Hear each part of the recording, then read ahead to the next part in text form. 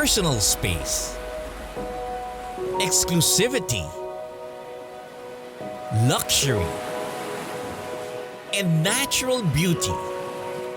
These are hallmarks of a private island escape, offering tailored experiences for a select few. Their remoteness is a prized quality if escaping from the world and seclusion are your primary objectives. But as sweet as that sounds, there are those like me who can lounge on my picture-perfect villa for a total of 30 minutes before setting out to find what to do next. Banwa Private Island, a 6-hectare tropical Eden only 2 hours away from Manila, thankfully caters to both kinds of travelers. Not only do they tick all the boxes, I found that they also created their own boxes to tick. Adventures filled with meaning and deep connections. After all, no man is a private island.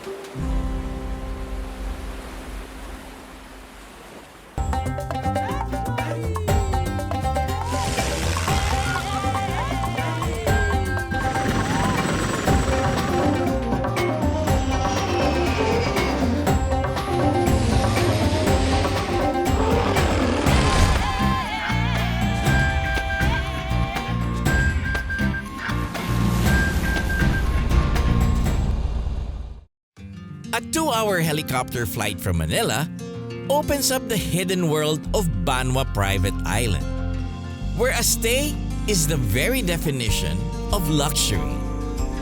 You get an all-inclusive holiday where your every need is anticipated and every experience tailored to your liking. And in this bubble of exclusivity and privacy, you share a sanctuary with a host of avian species and marine life. Getting to observe them in their natural habitat while contributing to their protection is truly enriching. As if these are not enough, Banwa offers their guests much more. So what really sets us apart, I think, is our 10-kilometer radius around here. And if you look around the islands that we are nearby, as well as mainland Palawan and the Tumarbong Bay, we have an enormous amount of experiences that we offer. And they can be everything from a speedboat journey to a waterfall or to a river where you can do a stand-up paddleboard or kayaking. You can go trekking to a mountain. You can go to one of our local islands, integrate with the locals and interact with them. You can also go to a farm, which is an organic farm, which we have built together with Allan. We like to say we are remote, but we're not removed. Yeah. And that's one of our biggest things here, that the fact that we are so accessible. I can't wait to discover the world of adventures waiting beyond the shores.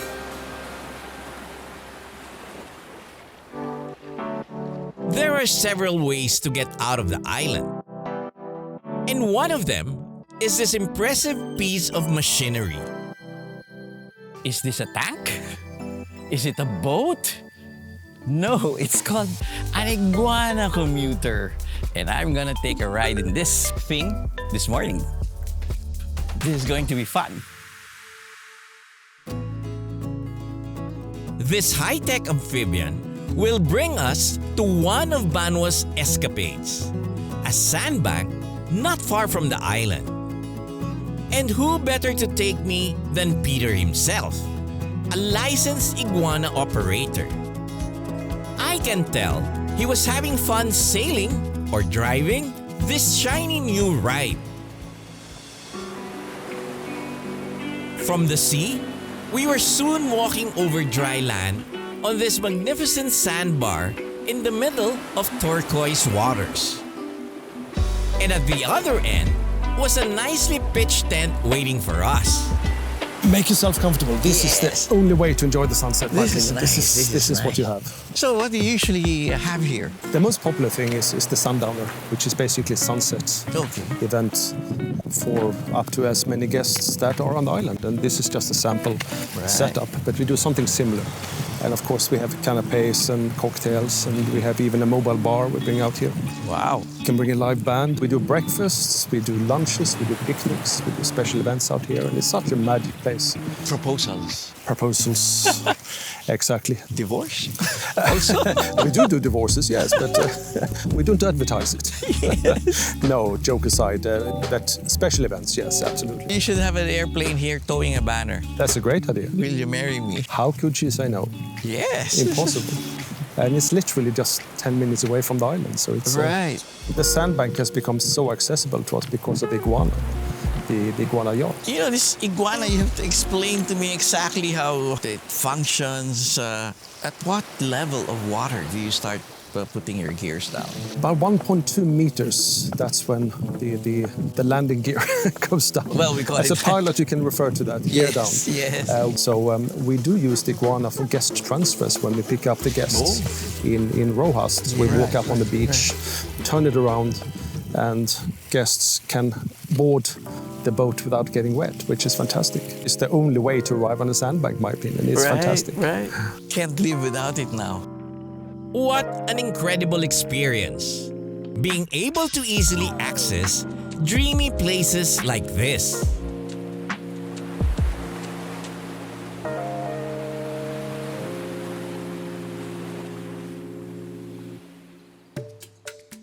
Some mornings, while taking a walk outside my villa, I noticed that someone's gone back home even later than I have.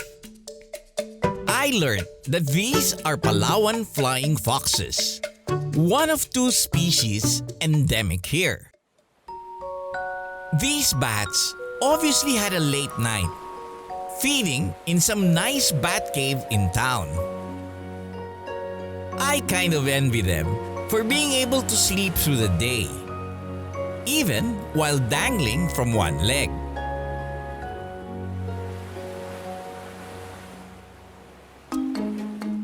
I asked Bernard, our resident Aquos Foundation guardian, about these cute creatures hanging around my villa.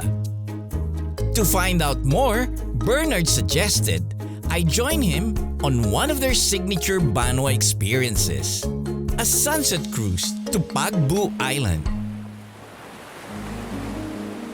It's nice to be able to take a boat anytime to explore nearby places.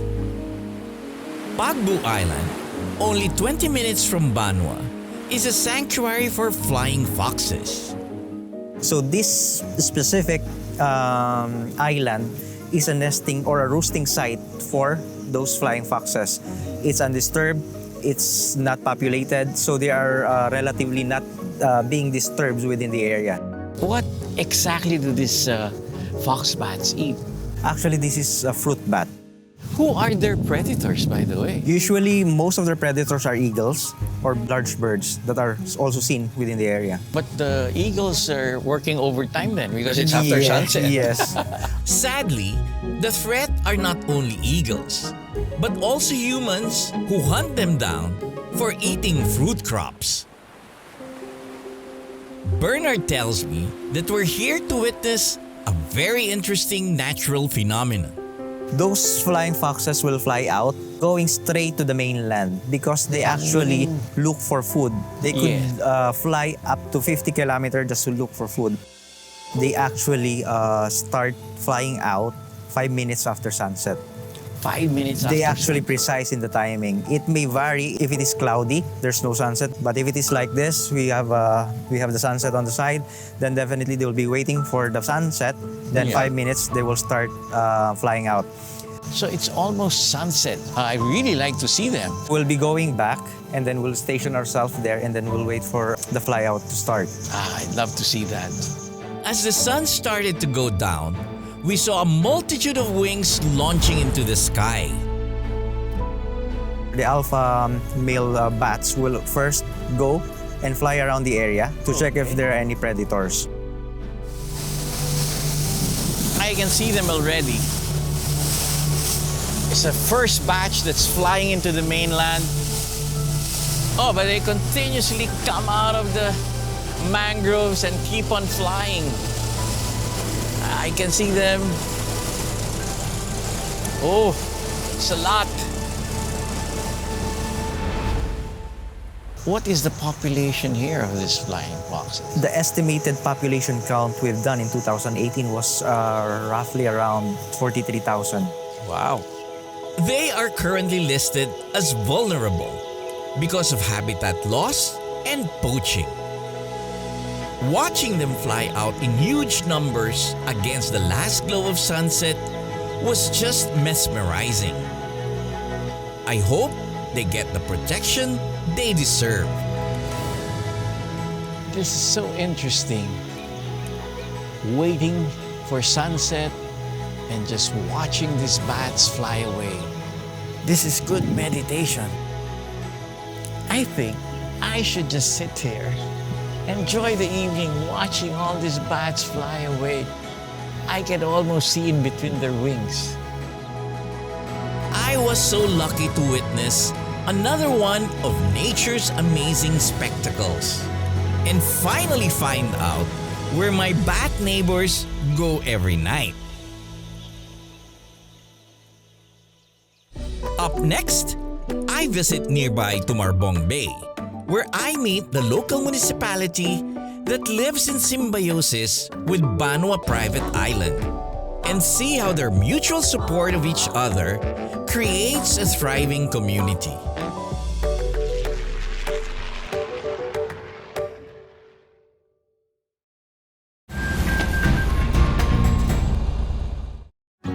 As remote and secluded as Banwa would like their guests to feel, the management knows that the island cannot exist apart from the environment and the people beyond its shores. After all, Banwa means community, something the island firmly stands for.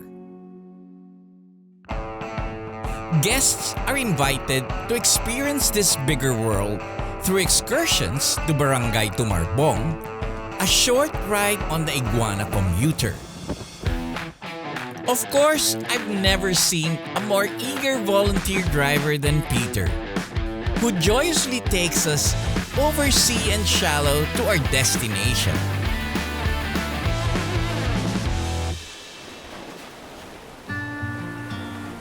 Today, I was joined by Janet, whom I have known for years. She has amassed a lot of experience in managing luxury resorts all over the world. And I was happy to see her back here in Palawan. Janet, it was such a fun ride coming over. You call this place Tumarbong. Yes. What do we see here? Well, first, Captain Joy, Tumarbong is the barangay where the island belongs. Okay. It is a sitio of this barangay. I see. And Tumarbong will show you, I think, a very typical fishing village in a remote Palawan location. But what is the importance of this town for the resort? We are closest in distance. It's only 10 minutes by boat from Banwa Private Island, Okay. as well as with its people. No? We are partners in protecting the reef around Banwa Private Island. Great. We work with the local council, with the Kapitan, and there's a Tumarbong Marine Protected Area Management Board. We also are partners with the Tumarbong Elementary School. Great. From the years that island was being developed and during construction, majority of the employees have been from Tumarbong and its nearby sitios and other islands around us. Until now, it is still the same. I'm excited to see the place already. Janet tells me that not far from where we disembarked is the Tumarbong Organic Farm. Most of the local produce in Chef Ramzu's kitchen come from here. I met Erwin, the farm leader, who, like many other employees of Banwa, hails from Tumarbong. Bali, dito po talaga ako pinanganak. Then dito na ako nag-aaral hanggang sa may asawa na andito pa rin po ako. Nandito. Apa. Hindi kita sisisihin, napakaganda rito. Anong trabaho responsibilidad mo talaga sa Banwa? Kasi gardener lang po ako dati sa isla. So, nagkaroon po ng training. Nag-training po ako ng 4 months sa organic farming po.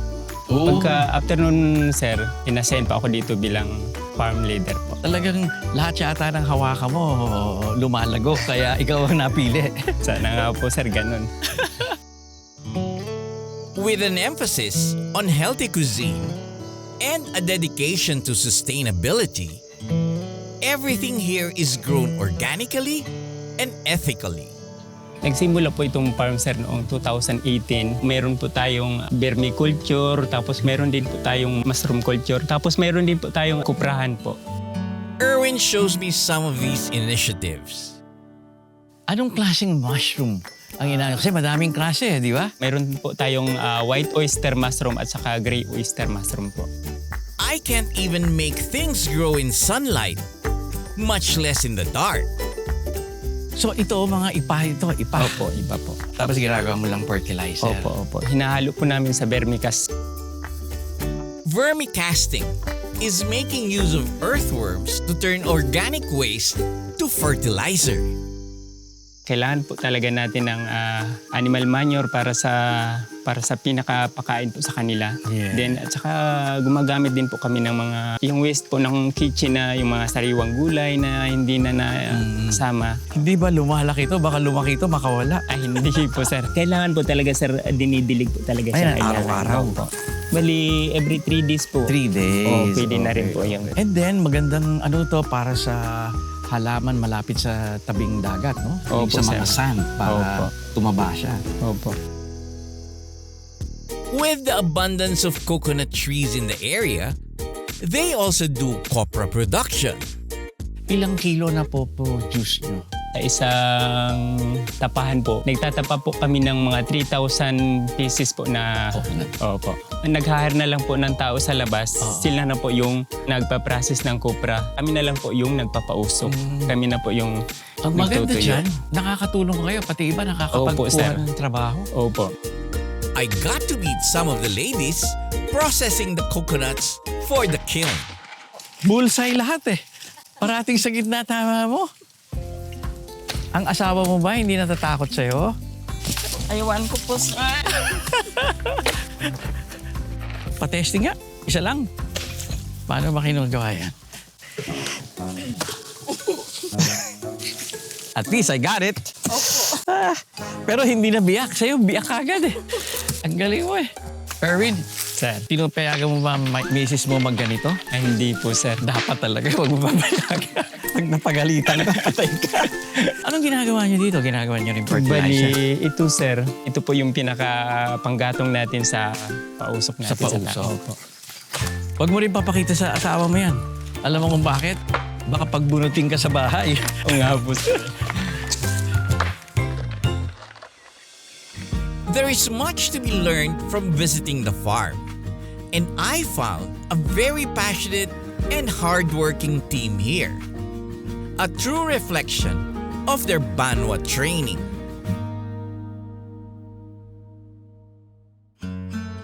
Janet tells me that their ultimate goal for the farm is to extend its training to the nearby village, sharing their knowledge in successfully growing organic produce.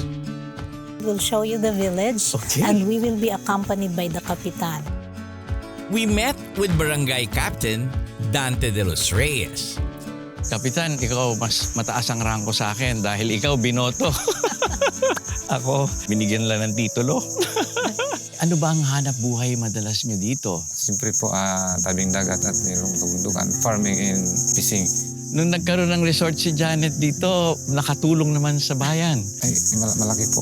Malaki na tulong nila. Maganda po, naisalba po ng Banwa ang island na yan. Dahil nung wala pa po sila, talaga rampant ang illegal dyan. And ang una pong malaki na tulong, siyempre, pagprotekta ng environment, employment. Siyempre yung napupunta sa barangay na share, RPT share, binabayad ng Banwa doon sa munisipyo. Malaki. Mayroon pong 25% ang barangay doon. It's good to know that Banwa is making a positive impact in the lives of the community around them. Captain Dante was eager to show me around Sakay po tayo para makita natin yung community. Let's try the top down. Oh, may top down ka? Opo. Without seeing it, I already volunteered to drive. I didn't think he would take me seriously, but it was still a good way to see the town. We stopped at the Tumarbong Elementary School, where the kids and teachers have prepared a surprise for us. Po, Captain. Welcome po kayo dito sa Tumarbong Elementary School. Barangay Tumarbong. Ganda pala rito sa inyo. From Puyo rin po ang Oo. Sige mo lang. Tumarbong Elementary School! Thank you! I got to meet the teachers and students, who were all very warm and welcoming.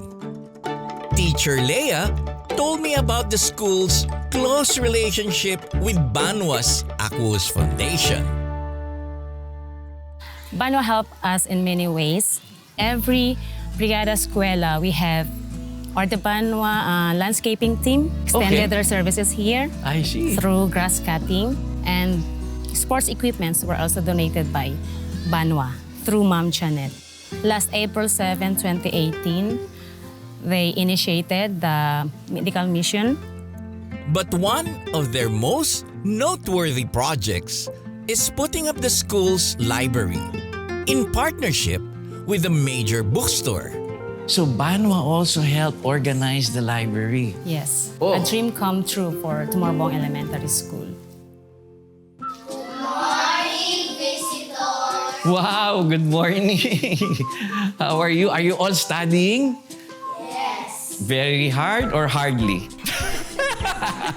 By supporting the educational and logistical needs of the students, the foundation is able to communicate to them an understanding of environmental issues and sustainable living. Ikaw, what do you want to be when you graduate? A doctor. A doctor, okay. I hope I don't meet you professionally. Ikaw naman, what do you want to be? Lawyer. Lawyer. All the lawyers are very strict. I want to be a flight attendant. Flight attendant. You know, I have airplanes and you can fly with me. And yourself, what do you like to be? I want to be a pilot. Oh, okay. Being a pilot allows you to see the world and share the experience with the other kids in town.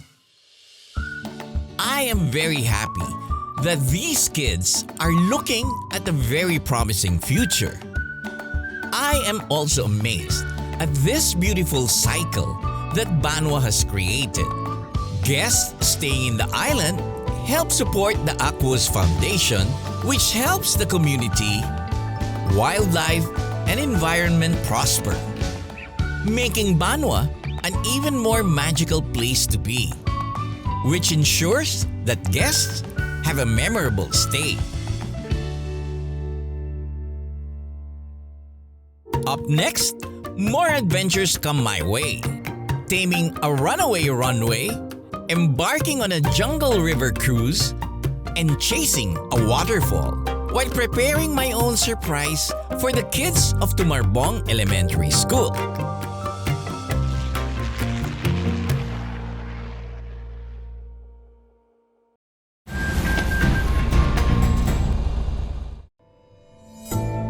Banwa Private Island has proven that it's not just a luxurious escape, but a jump-off point for extraordinary and authentic experiences. Today, I joined Bernard for another adventure.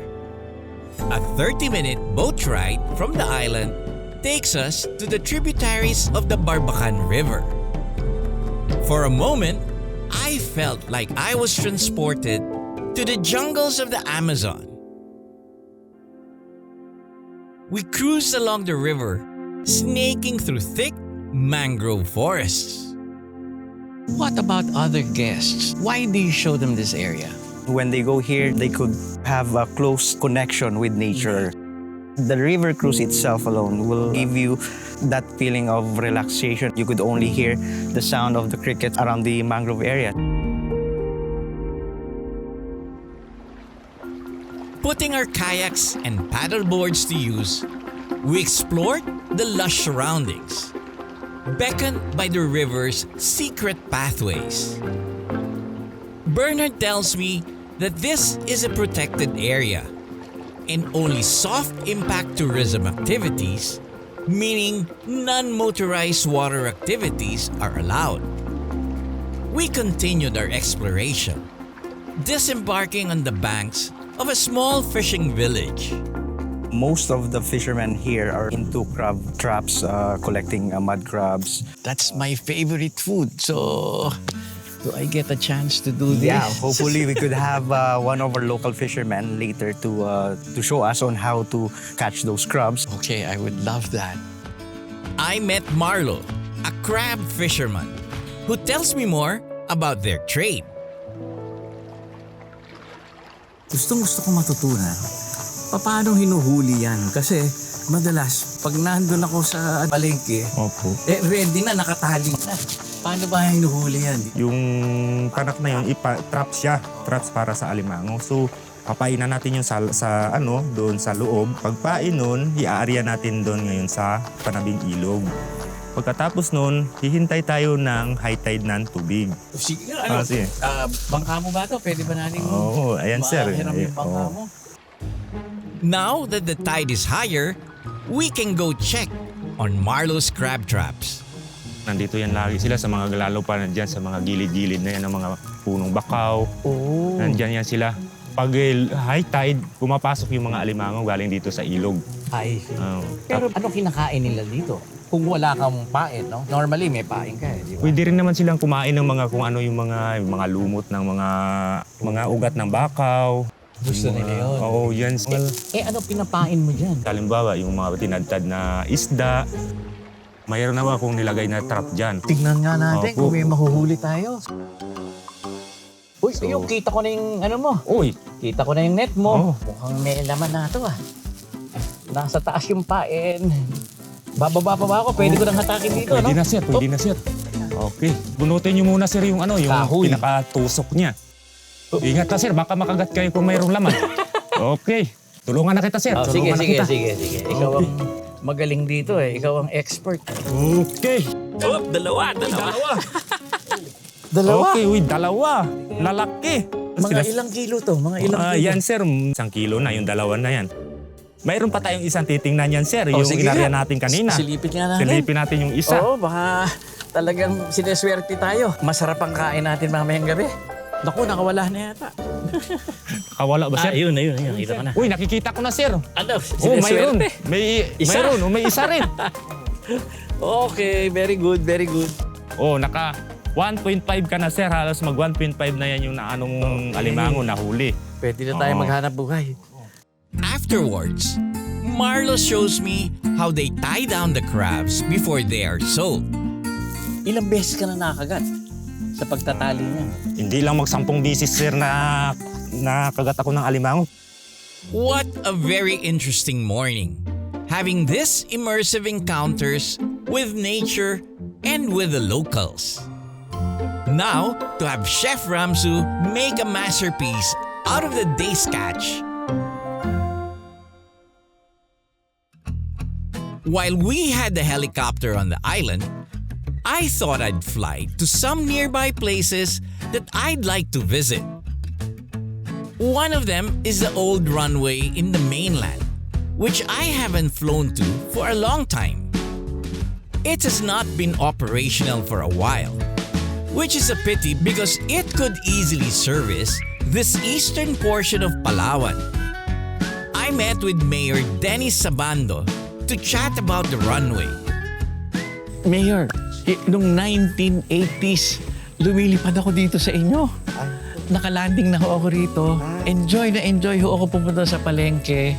From that time on, hindi na ako nakalipad. Kamusta ho? Ano ba nangyari sa airstrip natin? Wala na nung minihan di ba? Dati may... Wala na po. 1978 po na kuha na po nila. Yeah. Kaya lang hindi na turn over sa munisipyo. Napabayaan na po noong 1980. So noong 2001, nung ako na po yung mayor, kinuha ko po itong airport. So pina-repair. Gaano kahaba ho ba yung runway natin? Ang runway po, almost 1,200 po. Pero ang nagawa po, nasa 1,000 meters. Pero ang width po nito, kung tutuusin po, nasa 100 po ito. Oo. Ano maitutulong ng runway para sa inyong community? Ay, dito po talagang malaki po may tutulong. Siyempre po sa mga kalakal ng mga negosyante, makakatulong po lalo na yung mga private planes, mga commercial planes, makakatulong po dito ng malaki sa aming bayan ng Roxas. Ako tutulong sa inyo Apo. para maayos natin ang husto na pumasa sa lahat ng klase ng regulasyon. Ayaw po. Pagtulungan ho natin Apo. at para mas madalas ko kayo mabisita. Alam nyo, pag madami ng turistang pumunta, baka pati hotel, pwede na tayong magtayo rito. Ayaw po. Tsaka restaurant ng mga sasarap na Apo. seafood. Ayaw po. Para may stop sila rito bago pupunta sa mga isla. Yung makadiretso sila mula Maynila, diretso dito, malaking bagay ho, lalo na sa mga resort natin. Aviation is really a driver for development, especially for an archipelago. It is my hope that private and government sectors unite in helping towns like Roxas, Palawan become more accessible.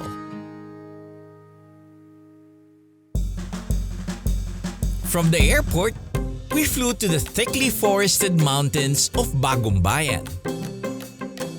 It was a friendly little village which had a treasure hidden in its lush interior. This is what Peter wanted me to see. Knowing more about the top-down now, I thought I'd cut the trek shorter by getting on one. Peter followed, riding off-road on 2 wheels. That was fun. Yes. It was while it lasted. From here, we have to rely on 2 legs. Well, this is the first river we have to cross. We have to crisscross going up. So, let's see.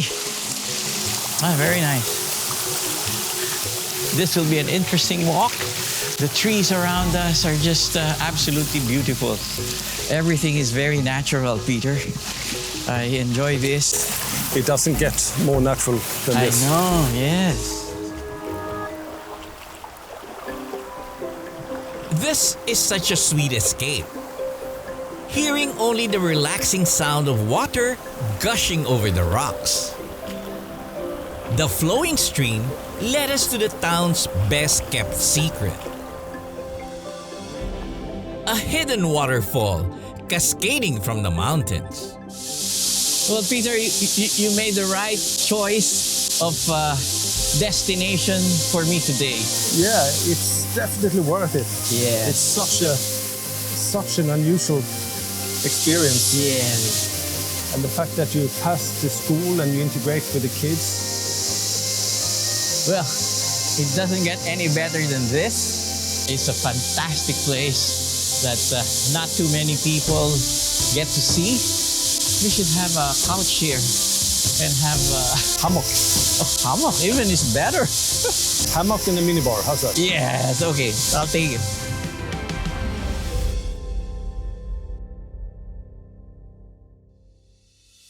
Rejuvenated by our trek, I thought I'd pass by the Tumarbong Elementary School before heading back to the island. I wanted to be the one to surprise them this time. Whenever I fly somewhere on the helicopter, I make it a point to let the curious kids see it up close and teach them a bit about how it works. It was good that most of the kids and the teachers were there that morning, so I had a sold-out audience. It's so nice to see everybody's curious faces and explain to them what a helicopter is. I hope it will inspire one of them to be part of the aviation community. Luckily, I already met some of the kids last time who were interested in flying someday. I remember that girl, yung first na magiging pilot, si attorney. na naging captain? Attorney, halika rito. Attorney, ba't ayaw mo na maging attorney? Gusto mo na maging pilot? Yung mag-flight attendant. Ikaw ba yun? Halika na. Bakit gusto mo maging flight attendant? Para malibot ko po yung mundo. Tama. Malilibot nyo lahat ang mundo at magdadala kayo ng pasalubong para sa mga magulang nyo pag uwi nyo rito. At saka madami kayong matututunan tungkol sa mundo na maisi-share nyo sa kayong mga kababayan dito sa baryo or sa barangay. I thought I'd take the kids on their first helicopter ride just around the area. Seeing their faces light up in excitement and be able to view everything from a different perspective was such a fulfillment. I hope this is an experience that inspires them, which they will be able to look back to someday.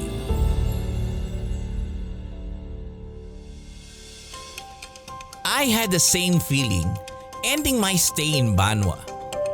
The world outside seemed to have faded away as I spent time in its cocoon of privacy. But rather than feeling detached, I felt energized. Surrounded by nature and living creatures, I felt fully alive. The experiences that they created for their guests fuel this renewed vigor with interactions that lead to community involvement and a commitment to conservation. This is the kind of impact Banwa Private Island wants their visitors to make. Not one that is felt by the environment, but one that stays only in your fondest memory.